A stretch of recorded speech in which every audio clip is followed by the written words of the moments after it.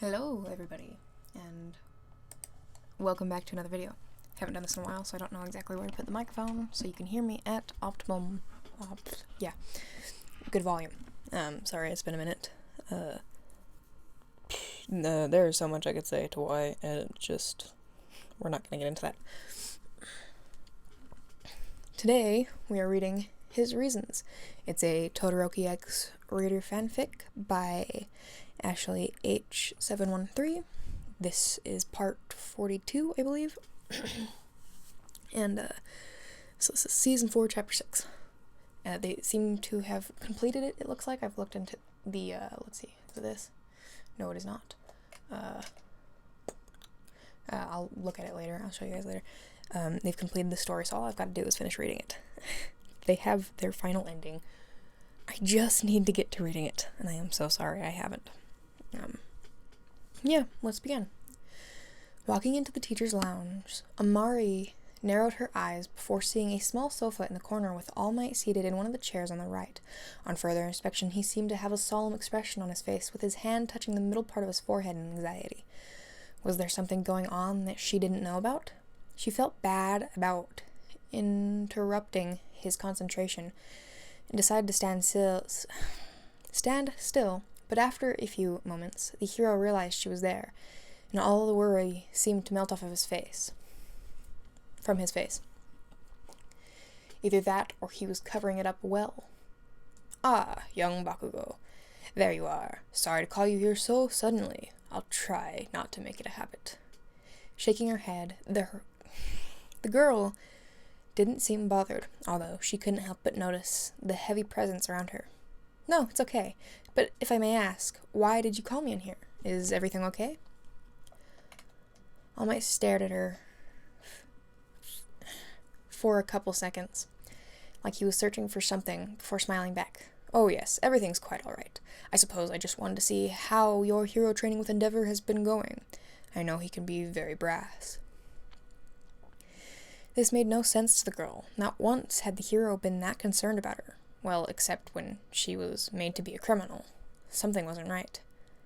"Oh, it's been good. Endeavor is a pain in the ass most of the time, but his teachings aren't bad. By the way, thanks for giving me the chance to stay at UA back when everything happened. You could have very easily handed me off to the authorities, but you didn't. Sorry, I was too selfish to thank you back then. You even helped cover for me." Nodding his head as if to himself, All Might stopped for a moment before letting his eyes fall. A serious atmosphere in the air now. "It's not a problem. It is slightly my fault as well for not noticing your struggle. As a teacher and a hero, I should have been there for you more, and for that, I'm sorry." Mari thought about his sentence before disagreeing wholeheartedly.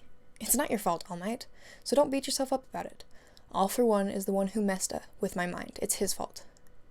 At the name, the hero felt a chill in the air. "You know, young Bakugo, a couple days ago I met with All for One in prison. He told me something." The air in her lungs seemed to stop as the girl absent-mindedly grabbed the sofa behind her in anxiety. Whatever that man said couldn't have been good. What did he say?" A small silence appeared then, before All Might replied, low and uncertain. "The time that you were with him in America. Do you remember it?" Amari's eyes widened at this, knowing that the villain talked about her memory gaps. Crap, she didn't want anyone to know that embarrassing detail, so much so that she tried to laugh it off. "Oh, well, not really. I don't remember most of the time from America. It's like small flashes, but that's about it." At that, All Might let out a huge breath of relief before placing a hand on her shoulder. "That's good, young Bakugo. Don't concern yourself with that. Just focus on your hero training." Why did his words sound like he was trying to keep her from her memories? She knew they weren't pretty, but something about it wasn't right. He knew something. "All Might, do you know what happened to me?" At that, the man's eyes widened as well before shaking his head. Of course not. I suppose I was just curious, that's all. I wanted to confirm his words for myself. He seems to think that you will go back to your villain ways, but I know for a fact that all for one has been mistaken, for I see nothing but a hero in you, young Bakugo. His pride made Amari slightly flustered, stepping back in embarrassment. That really means a lot coming from you. You know, Katsuki and I really looked up to you as kids, so hearing you say that makes me even more determined. Placing his hand back on her shoulder, the man couldn't help but smile. I already know that you will do wonderful things, young Bakugo. Just hold on to that dream as hard as you can, for the path you walk may not be easy. The girl could only smirk at that. I always welcome a challenge. All Might nodded his head at that, before removing his hand from her shoulder and pointing to the door. Very good. Well, I'll let you head back to class. If anything else happens, please be sure to tell me. Nodding her head, Amari then smiled before turning towards the door, pride in her step. Thanks, All Might. He put his hand up as a goodbye and watched her leave before letting his face fall back into the state of anxiety. That girl, she seemed okay for now. He hoped that would last. Just then, the phone began to ring in his back pocket. The man picked it up roughly. Did you find the rest of them? The man on the other end replied back shortly, causing the hero's skin to crawl. Yes, sir. All recordings of Bakugo Marty have been recovered from All for One's hideout raid. Would you like me to send them? Shaking his head, All Might then placed 2 fingers to his temple before sighing. When All for One mentioned something about a band-aid on Bakugo's mind, he never thought it'd be something like this. He had only read 1 file so far, since that was all they could find. But even that was unsettling. The man was looking for answers, but it seemed instead he found something darker, something he hoped that poor girl would never remember. Immediately. Deku, Mirio, and the rest of Sir Night-Eye's agency sat in their office, patiently waiting. Endeavor and his sidekicks awaiting Endeavor and his sidekicks to appear so they could start talking about the upcoming case together. Deku seemed more worried than usual, only meeting Todoroki's father a couple times, but never getting a good vibe from him. He just couldn't help but be nervous in front of the ominous man, although Mirio didn't seem bothered in the slightest. After a couple more moments, the door swung open and a couple people filed in, one being Endeavor himself. Sir Night-Eye. The man in question then eyed the number 1 hero before reaching his hand out for a shake, disdain in his eyes. He couldn't help it, knowing that their rivalry between All Might and him was a long history. Endeavor. Pointing back towards him, Endeavor then spoke evenly, getting down to business. I have brought the most capable of my team to help with the investigation. Rest assured, we will find out if Chisaki's plans are soon enough. What Chisaki's plans are soon enough. Sir Night-Eye seemed pleased with this, now gesturing to the staff and 2 trainees. I, as well, have put my very best into this case, along with a couple work-study students from UA. They are witnesses of the encounter we spoke about. Sorry, gotta open my water. Endeavor locked eyes with the boys. Then Deku felt a shiver run down his spine, now bowing. Hello, sir. It's nice to see you again. I look forward to working with you. And I'm out of water. At his words, the man only frowned before realizing just who he was. You're that boy that lost to my son during the sports festival. Gasping in surprise, Deku cried back. Oh, yeah, that's me. I know I probably didn't look like much back then, but I promise to give my everything into this case. His excitement seemed familiar to him, like a certain blonde-haired child he knew. Of course, he'd get stuck with another one. Just his luck. Let's just hope you aren't as difficult as her. Deku turned his head in confusion, not knowing exactly what he was saying. He never mentioned anyone's name. I'm sorry? But Sir Night-Eye interrupted, already making his way to his desk. Well then, enough playing around. Since everyone is here, Although Endeavor put his hand up at that, stopping the man altogether. Actually, there is one more member to the investigation. Sir Night-Eye put his brow up in confusion, when suddenly the door to his office slammed open and someone ran inside. Her breath labored and frantic as Amari cried back, "Sorry I'm late, Endeavor didn't give me clear instructions, so I got a little lost. I hope we haven't started yet." The man just stared at her, only for Deku and Mirio's eyes to widen. "Amari-chan, what are you doing here?" Smiling back, Amari just placed her hands on her hips before walking up to Sir Night-Eye. "Hello, Sir Night-Eye. I believe we've met before, when I was delivering that paperwork a couple days ago. Let me formally introduce myself, though. I'm Bakugo Amari. Hero name Ember. It's nice to meet you." She lifted her hand out in a greeting, only for the man to stare at it in disbelief. "Is this some kind of joke, Endeavor?" Noticing a tone, the girl frowned. "I'm sorry. Is there a problem with me?" Although the past side kick only glared, stomping up to Endeavor in pure frustration. "Of course there is. You allowed a child onto this investigation, Endeavor. Do you know how many liabilities this is?" Amari's throat ticked in annoyance before pointing to her friends in the corner. "Midori and Mirio are the same age as me, and they have been allowed on the investigation. I hardly think that's fair." Yet the man still wasn't pleased. "Those two have already passed their provisional license exam, so they are able to engage in combat legally. The same cannot be said for you. If you were to get hurt, both of our agencies would be in ruin. I will not risk that."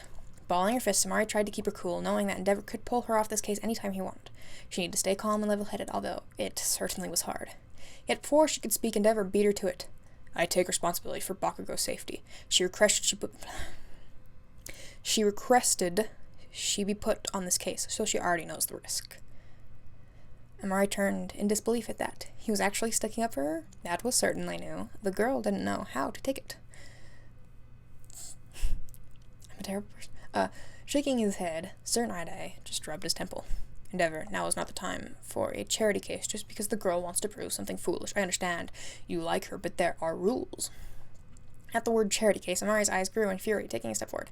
"Charity case? Now hold on, you little—" But luckily, Endeavor put his arm out to stop her, speaking over her. "You misunderstand, Sir Night-Eye. I don't like her. I think she's reckless, disrespectful, and overly brash most of the time. But she's my trainee, and I've already accepted her request to work on this case. I fully accept the repercussions if they should occur." A hard ball of emotion entered Amari's throat, knowing that Todoroki's father had her back on this. Yeah, he was a pain most of the time, but Amari had never had someone believe in her like this before. Usually they would write her off because of her size or appearance. As much as a jerk he was, she was glad he was doing this for her. Endeavor. And I can't tell if it's Sir Night-Eye or her. Sir Night-Eye looked between the girl and the number one hero for a moment before slightly sighing heavily and muttering, "I take no responsibility for her safety. It's her death." Mari felt her lips curve into a soft smile, then, watching the man walk away from them. Did this mean she could work on the case? That she could save Eri? The thought alone made her more determined than ever. Turning back to the man in question, the girl spoke. "Why did you just do that for me?" Although the man only sighed, already regretting his decision. "There is something you have to accomplish here, isn't there? I can't think of any other reason that would make you bow." Squeezing her arms tightly, Amari smiled softly. "Thanks, Endeavor."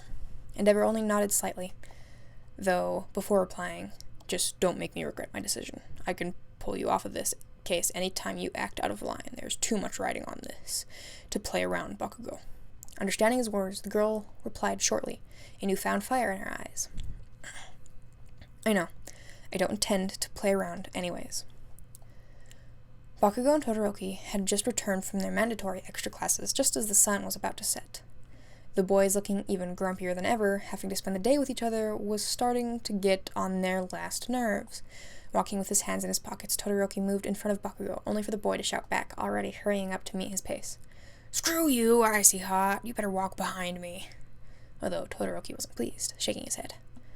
"I'm not even doing anything. You could really stand not to get so annoyed with everything." Katsuki grumbled at that, pushing the boy back a couple steps. "And you could stop being such a little bitch about everything, and just do what I say." Narrowing his eyes, the boy pushed Bakugo back, only to be stopped by the figure in the distance, waiting by the dorms in silence. They noticed the man immediately, his skinny physique hard to miss. Young Bakugo, young Todoroki, how are classes going? Walking up to All Might, Katsuki spoke first, pointing aggressively towards his classmate. I swear if I hear one more passive-aggressive response come from this bastard's mouth, I'm gonna lose it. Todoroki only glared back, though. You do end up walking into most of them. I can't help that you don't realize that. Katsuki twitched his eyes, only for the hero to laugh at their banter. My, such lively boys. Don't worry, you two. It will all be worth it in the end. Just keep pushing on. I feel like I changed voices somewhere. Amari's brother only frowned in response as Todoroki looked around the building. If I might ask, what are you doing over at the student dorms? That's when All Might's face began to drop, before turning to Katsuki sullenly. I was actually waiting for you, young Bakugo. I was hoping if you weren't busy, we could talk about something. Damn. I forgot how hard this was to do. Bakugo raised his eye at that. What could All Might want to talk to him about? That is, unless it had something to do with that damn Deku and his quirk. He really hoped not. If it's about that damn Deku, then I'm not interested. He began to walk away then, just as the hero spoke again, stopping the boy in his tracks. It's not. It's about your sister. Turning back around, Katsuki then moved up to All Might before a small bit of anxiety entered his throat. Suddenly, he was interested. What about her? That's when he gave the boy an unknown look before pointing back to the school. It's rather urgent, but let's discuss this somewhere else. Just then, Todoroki stepped forward, fear in his features. Is everything all right, All Might? The man didn't answer that, though, just shaking his head. I'm sorry, but this information is only for young Bakugo. I would hate to relay such personal information without her consent. His words sounded cryptic and ominous, causing Todoroki's body to give off many warning bells in his mind. Something wasn't right, and he wanted to know. With all due respect, All Might, if something is happening with Amari, then I want to know what it is. I know I'm not family, but if she's in danger... All Might looked up rather sad then, ready to tell the boy he couldn't know this information. That is, until Katsuki spoke up. It's fine. I see how it should come also. As much as I hate it, he deserves to know what's going on with her, just as much as me. The man seemed surprised at that, never knowing that Bakugo could be so easily persuaded. He supposed that just showed how much the two cared about her, able to tolerate each other for the sake of Amari. Normally, I would reject that kind of offer, but I've seen firsthand how much you two care for her. Very well. Follow me. God damn it. Looking between each other, Todoroki and Bakugo then showed a look before following the hero into the school, not knowing what exactly they were about to encounter.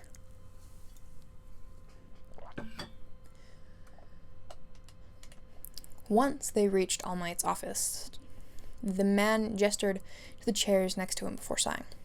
You may want to sit down before I give you this information. It's not for the faint of heart. The boys complied, both feeling worry in the back of their minds. Why was the air in the room so thick? Bakugo especially wanted to know. So why did you bring us here anyway? What is this about Amari? All Might looked down for a moment before picking up a file next to his desk and speaking. A couple of weeks ago, I visited All for One in his cell, and I inquired about his plan for young Bakugo. He seemed to believe that she would turn back to him in the future, even though I told him she was now on the hero path. Shaking his head, Todoroki already didn't like where this was going. Amari would never be a villain. She already proved that when she conspired with my old man to bring those villains down. Nodding back, All Might seemed to agree. I expressed that, but he seemed to think that it didn't matter and began to talk about some sort of band-aid on young Bakugo's mind, keeping her from remembering certain events or experiences. The boys couldn't help to recall a familiarity to those words, Bakugo shaking his head. Now that you mention it, she did say something about not being able to remember something, but she wouldn't tell me shit about it. She even looked scared when I tried to reach out to her last night. She goddamn flinched for some reason. Nodding his head, Todoroki continued. She told me something about that as well, saying that her memory loss was a side effect of the pills she was taking. When I tried to talk to her about it, she also seemed uncomfortable, so I stopped prying. All Might looked down then, holding the file in his hand before making his way over to the boys. Because of his claims, I had a couple sidekicks recover as many files as we could out of All for One's old hideout, and we found this. He lifted the file up, then letting the two boys read the details with dread.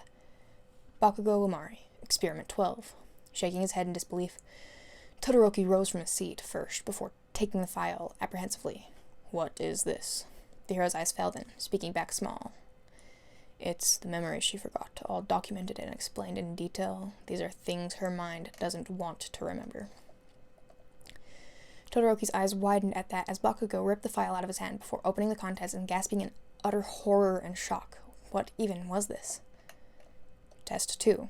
After 5 ounces of blood is administered, number 12 is able to hold breath for 3 minutes before losing consciousness. Test 7. After 10 ounces of blood is administered, number 12 is able to sustain heat of 75% and up to 5 minutes before starting to receive permanent damage. Test 12. After 15 ounces of blood is administered, number 12 is able to withstand up to 10 volts of electricity before seizing and falling unconscious. Test 20. After 5 ounces of blood is administered, number 12 completed training course in 5 minutes, suffering from 4 broken ribs and minor internal bleeding. Test 56. After 10 ounces of blood is administered, number 12 completed training course in 3 minutes, suffering from a broken hand, nose, and 2 stab wounds on chest and back. There were hundreds of these tests on the paper, and reading them made bile rise up in the boys' throats at the terrible information. What kind of horrible and cruel things had villains made her do? What had she lived through? Todoroki spoke first, his hand moving to his mouth in order to not become sick. Oh God. This was her life in America? Katsuki seemed to share the same feelings, tightening his hold on the paper as a hard ball of emotion echoed in his throat. She really suffered. Those bastards. Yes. Bastards. I'll fucking kill them. Shaking his head, All Might then handed the boys another file instead, although this one seemed to be a book of some sorts. We also found this journal documenting a couple instances.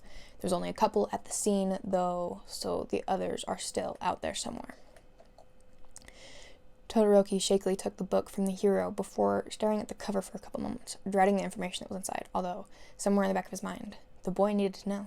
Turning the cover open, the boy began to read the contents, his eyes growing hollow during each word. Okay. January 5th. Experiment number 12 seems to have reacted to the Nomu blood experimentationally well today, only suffering from a brief flash of pain before falling unconscious. Tested ability is out on the training course, and number 12 was able to complete the course in 12 minutes. Slight resistance was recorded, but mentions of her brother and being weak/useless remain to be important triggers for her to continue fighting. Make note to use those methods further as we continue with future tests. These villains, it was like they knew what drove Amari to keep fighting, what her insecurities were, and used them to shape her mind and conform to their desires. The very idea was disgusting to Todoroki. Now looking at Katsuki with anxiety, he couldn't let him read this, because then her brother would know they used his name to torture her. He would blame himself for her pain, although as they met eyes, Bakugo growled, already trying to take the book out of Todoroki's hand. What? What is it? Let me see, you bastard! The boy turned away, slapping the book shut and hiding it behind his back. I don't think you want to read this, Bakugo. As expected, though, Katsuki didn't like that idea, already taking a threatening step closer.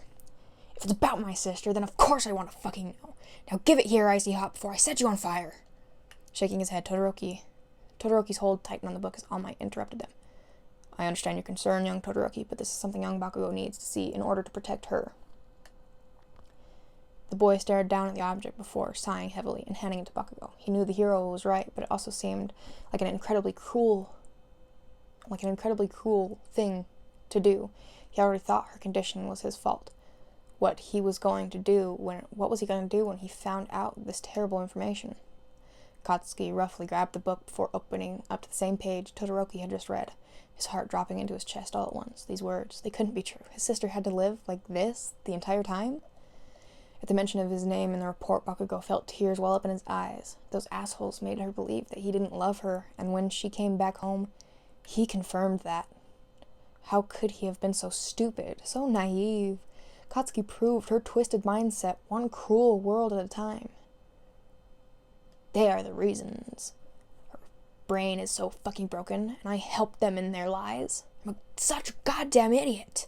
He slammed the book down on the ground, only for All Might to speak over them. I'm showing you this information because someday Bakugo will remember these events, and when she does, she will need someone to help her. Of course, I'll be there, but I believe she needs someone she can trust to look out for her. I was hoping you boys could do that. Nodding his head, Todoroki looked down at his hands before muttering softly, Of course, I won't let her remember these kinds of things alone. Bakugo shared the same feelings, balling his fists in frustration. Those villains have another thing coming to them if they think they can screw with if they think they can screw with my sister like that. The hero seemed satisfied at that, a small breath of relief echoing from his throat. Thank you, boys. It's my hope that young Bakugo can rise past these terrible events and become a hero through her own strength, not theirs. Todoroki and Bakugo then looked between each other before coming to a silent understanding. They needed to work together on this so that Amari could be safe, and that was something they both agreed on. Amari had just made her way towards the dorms when she noticed Todoroki and Bakugo out of the corner of her eye. They seemed to be coming from the school, which was odd given that classes were already over for the day. Not noticing her presence, the girl called back, waving excitedly in their direction. Katsuki, Shoto, what are you doing here? Isn't class supposed to be over already? Her voice froze. At her voice, the two froze, before locking eyes onto the girl, and all those horrible experiments and tests started rushing back to them. She was always able to smile so happily, even though she went through hell. Katsuki was able to speak back when he felt Todoroki race past his side and run to the girl in question before barreling into her with a firm embrace. The action almost knocked the girl off her feet. Shoto? Is everything okay? Squeezing her shoulders for a moment, the boy caught sight of her scars and muttered into her shoulder. Yeah, I just missed you, that's all. Mari smiled softly at this before patting his back, as he squeezed on tighter. I missed you too, I'm sorry I've been absent lately. It's just this Chisaki case is really important to me. The boy let go, then before nodding his head. I understand. The girl seemed pleased at this, only to find her brother staring back at her strangely. Why are you staring out into space, Katsuki? I'm surprised you haven't pulled us apart by now. At that, Bakugo blinked to life before crossing his arms over his chest and rubbing his sister's head roughly. Shut up, nerd. I was just busy thinking about something else. Narrowing her eyes in confusion, Amari then locked eyes with her brother. Oh, is it important? That's when Katsuki really took in the weight of her words. He already knew that he would be there for Amari no matter what, even if that means being there for her throughout her journey.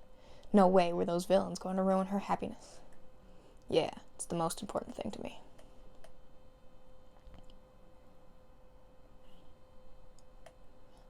Past in America isn't pretty. Bakugo, no, what she went through and they aren't gonna let her. Okay, yeah. So, this is great. I like her story, or their stories. I guess I don't know. But I was gonna show you that they've finished it. It says completed on their story, but oh wait, there is a second one. Okay. Yeah, is it okay to move on? Oh jeez. Our reasons. Thank you. The story continues in Our Reasons. Wow. So there's a whole second. I had enough trouble. No, I'm gonna attempt to read it. I'm gonna ask again if I may read it, but I'm gonna attempt to do. It's gonna take a while. It's gonna take a while just to get through the next 100 or so chapters, but I'll do it. I'll get through it. I'll sure as hell try. Okay, yeah. Good stuff. If you wish to read it without my terrible voice acting, you should. It's a good story. Wow, it's late. Holy shit. I've got work tomorrow, so I should go to sleep. I was gonna attempt to read another chapter, but we'll attempt that tomorrow. Yeah. Good night. I feel like I'm forgetting something else to say. I really don't know what I was going to. I have no idea. I'm pretty sure that's with every video though. So, good night. I hope this wasn't like too loud or too quiet. I'm trying to be better about that because I try to listen to some old videos and they're like way too quiet for me to even hear what I'm saying. So I'm trying to still be quiet enough so I don't wake everyone in the house up, but loud enough that you can hear me. Yeah, so good night or good afternoon, good morning, whatever it is, whenever you're listening to this. I'm gonna hopefully post this at like noon tomorrow. If it don't post, I'm gonna be pissed. So, yeah. Bye.